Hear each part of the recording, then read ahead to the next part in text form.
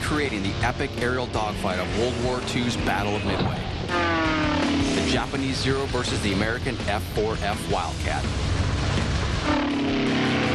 From what I've heard, it's pretty clear to me that the odds between the Wildcat and the Zero will need a lot of evening up. But if any pilot is up for the job, it's Jimmy Thatch. A serious-minded student of aerial tactics, he pays a lot more attention to this subject than most other fighter jocks, trying his very best to master all the tactical problems he's presented with. Thatch was open-minded as far as looking at the intelligence reports that were coming into the United States Navy before the U.S. entered World War II. And he looked at those intelligence estimates and he saw the capabilities that were being presented for the Japanese Zero. And he knew the capabilities of American fighter pilots. He was in a fighter squadron in a leadership role, so he understood the quality of the pilots he had, and he understood the equipment that the United States had. So with that combination of all the information he had, he sat up late at night and trying to develop really how his aircraft could work and his pilots could work as a team to counter the natural advantages in speed and maneuverability that the Japanese pilots were going to bring to any air battle. Speaking from personal experience, I can tell you that teamwork is central to almost everything a fighter pilot does. This is especially true with tactics, which often requires several planes and pilots working together to accomplish one mission. Being a squadron commander, Thatch completely understands this. And so, well before the Midway operation is even planned, Thatch starts to experiment. He sat up late at night at his kitchen table with a box of matchsticks. And he would stay up until his wife came to remind him that he needed to go to sleep because he had to fly the next day. He'd place the matchsticks in various formations and fly various tactics using the matchsticks so that he could visualize the relative positions of the various fighters involved. At this point, the U.S. Navy is still using 6-plane divisions. But instead, Thatch tries 3 different groupings of a 4-plane division. One was a more standard fingertip arrangement where the fighters were arranged pretty much like the tips of the fingers of your hand and separated by maybe 100 feet or so. Another arrangement was 2 sections in trail with maybe 500 to 1,000 feet between the 2 sections.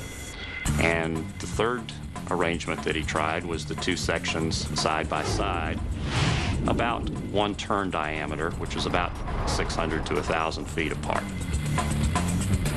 Each of these formations has advantages and disadvantages. The finger 4 arrangement was pretty good for a visual lookout. Each fighter could look across the division and check the tail of the other fighters in the division. So that was good. If they were attacked head-on, however, the leaders would tend to converge to shoot at a target that was coming in head-on, so they would tend to get in each other's way. If they were attacked from the rear, it was hard to tell which airplane was being attacked, so they would all have to turn hard to defeat the attack. This was not particularly bad, but it wasn't optimal either. Thatch tries to solve the problem by putting one section of 2 Wildcats behind the other section. When Thatch put his 2 sections in trail, that solved some of his problems. Visual lookout was still reasonably good, and if they were attacked head-on, the lead section and the trail section could attack individually, wouldn't get in each other's way. If they were attacked from the rear, the lead section was well protected by the trail section. If the trail section was attacked, the lead section could come around and attack the attacker of the trail section. It had to turn a complete 180 degrees to do that, though, and it just took too long. Either the trail section would be dead or the attacker would disengage before the lead section could turn that far. Then, Thatch tries putting his 2 sections of Wildcats next to each other, but separated by about 1 turn diameter. In naval terminology, that's called putting the 2 sections abeam. He understood that the Wildcats were going to have to work as a team, and how he envisioned it was he'd have a 2-plane section, 2 2-plane sections, and they would be flying at a certain distance apart. And he knew that the attacking fighters were generally going to focus on one of those sections because they were so far apart it wouldn't make sense to attack them simultaneously. When Thatch put his sections abeam, it solved even more problems for him. Again, the lookout was good. Each fighter could check the 6 of the other fighters.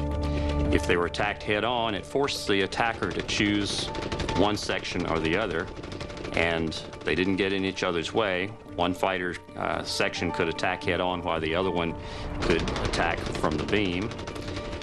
If the division was attacked from the rear, the section under attack could turn either hard away from the other section, and then the section not under attack could bring his guns to bear on the attacker coming in from the rear, or both sections could turn toward each other, and the section not under attack could then get a head-on shot against an attacker that was attacking the other section.